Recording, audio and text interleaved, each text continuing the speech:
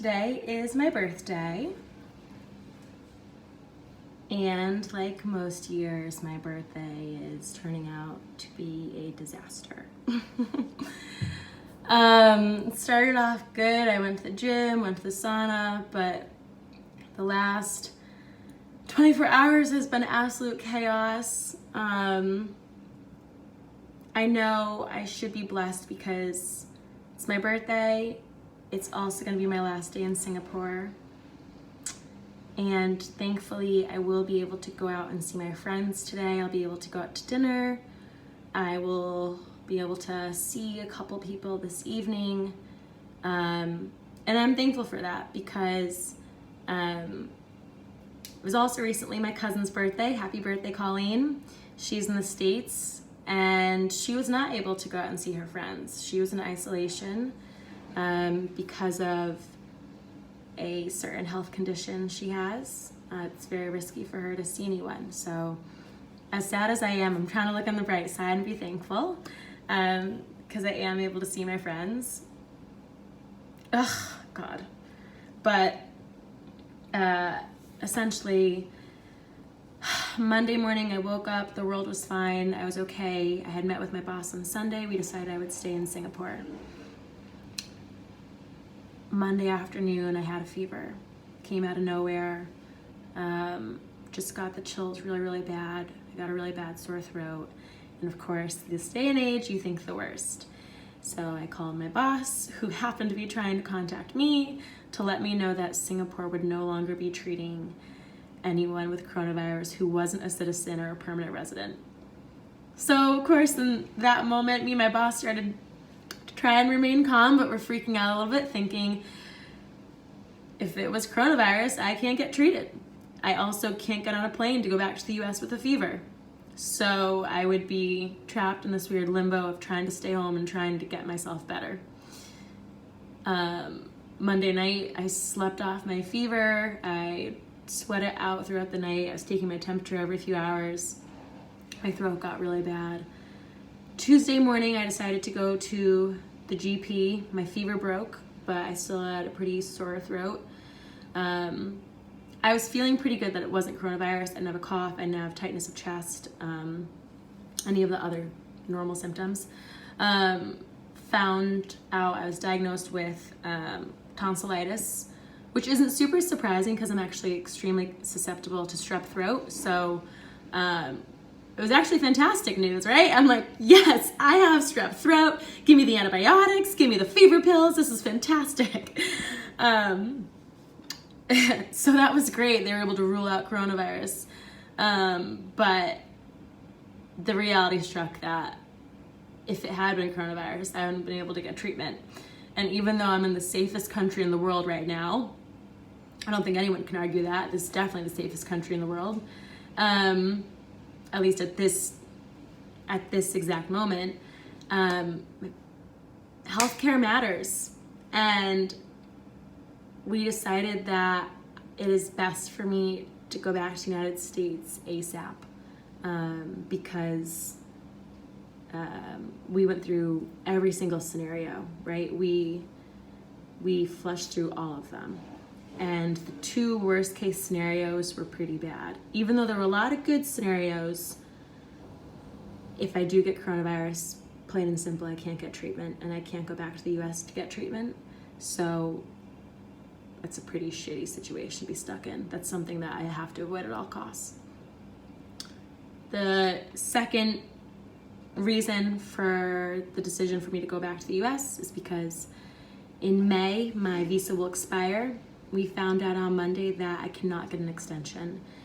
The Singapore government has decided to decline all extensions and all new visas that are unrelated to essential healthcare and transport. So they won't be extending any visas. What that means is even if I stay healthy, everything's great, I continue to live my life here, I feel good, I do the social distancing, I'm very careful. When May comes and my visa expires, I will have 24 hours to leave the country. The issue with that is because we know my flight's already been canceled and because airlines are saying they're going to decrease their flights by 95%, meaning they'll only be operating at a very, very limited capacity. There is the chance that in May, there won't be any flights going back to the US, or there will be very rare flights going back to the US. So, my HR department explicitly said, if my visa expires and there are no flights back to the US, doesn't matter, I have to leave Singapore. Even if that means that I just have to cross the border and go on land to Malaysia. So there could be no flights anywhere. But if my visa expires, I literally have to drive across the border and I have to get out of the country. And that's not a really great situation, because as well as Malaysia is doing right now, it's not doing as good as Singapore. So, and then once I would be in Malaysia, right, then you get to kind of this chess and checkers game of, okay, which country can I go to next that will A, accept me, B, I feel comfortable going to because they have good health care, and C, will allow me to transit to the US. Those are three pretty like significant factors that need to weigh in. So even though I was kind of thinking like I can make this work, I was talking to my boss, like we can make this work, right? We're looking at different countries that currently are still accepting foreign transitors, and Taiwan was one of those countries. Taiwan is very safe right now. They've got great healthcare. And then what happened yesterday? Taiwan shut their borders. So every day things are changing rapidly. We don't know what to expect. We don't know how the current situation is going to evolve. And the fact of the matter is, maybe in May things have calmed down. Maybe in May things have gotten a lot worse. Maybe in May all flights are grounded. But if I can't get an extended visa and I can't get healthcare, I'm in the safest country in the world, and yet it doesn't matter, because what are my next steps? So I booked a flight after a lot of searching, because there's almost no flights these days. I'm on a flight for Thursday night, tomorrow night, going through Japan to JFK. JFK is pretty much ground zero for New York City, and New York City, as we all know, is doing not well.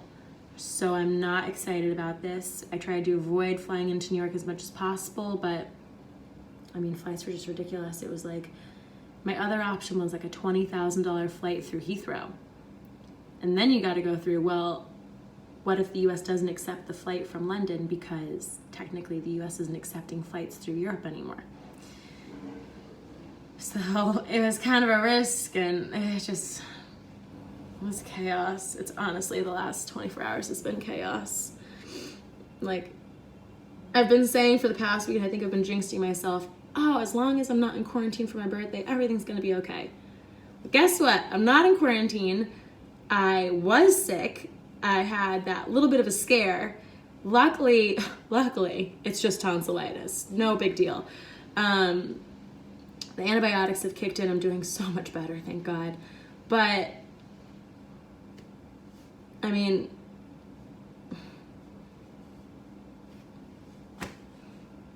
what are you gonna do? You can't predict the future. So, spending my birthday half at home in isolation. A quarter of the day is gonna be spent trying to get one of my friends onto a flight, because people's flights are canceling left and right. My friend has a flight tomorrow. We were pumped. We're like, okay, we're both leaving tomorrow. This is good. His flight got canceled. Just nerve-wracking, right? Because now I'm constantly checking my flight to make sure that it's not canceled. I'm constantly checking my temperature to make sure I still don't have a fever, to make sure I can get on my flight to go to JFK, where then I'm gonna have to be constantly not touching anything, because JFK is a cesspool right now. So life's a little stressful, but just at least I can go see my friends today, say goodbye one last time, get to walk outside one last time in Singapore, have one last really good meal. I wish I could go to the beach one more time, but that's just not realistic. Yeah, it's all gonna be okay. I have faith. I'm feeling confident that everything's gonna be okay. I'm really sad to be leaving Singapore.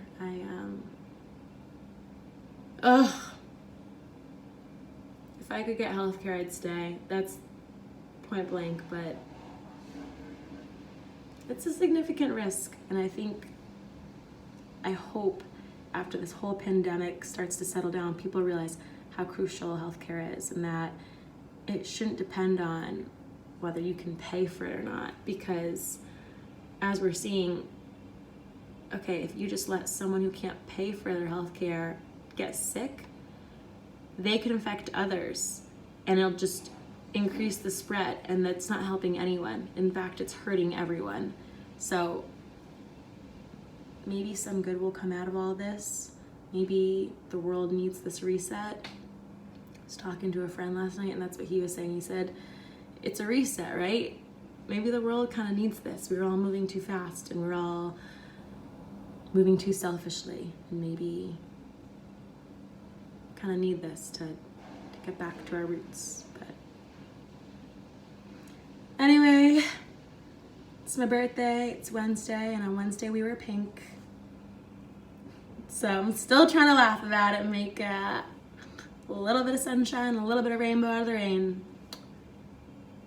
Next time I'll probably be recording a video. I will be in the US or in transit. So ta-ta for now.